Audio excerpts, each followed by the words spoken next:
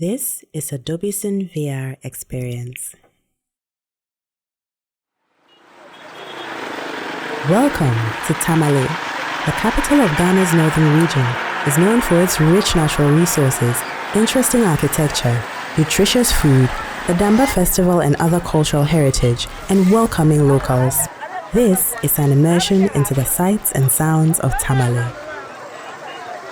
The market center is filled with everything from fresh meat to second-hand clothes.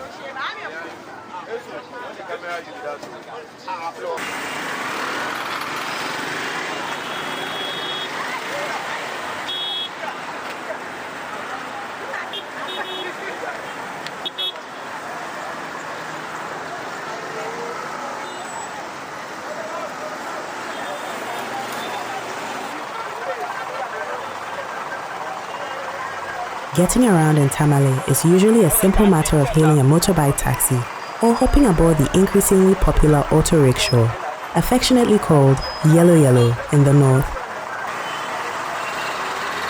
Unlike most of southern Ghana, it is quite the culture of Tamale, and a lovely spectacle at that, to see scores of motorbikes and bicycles whizzing along the way. We enjoy a ride in one Yellow Yellow through the main town.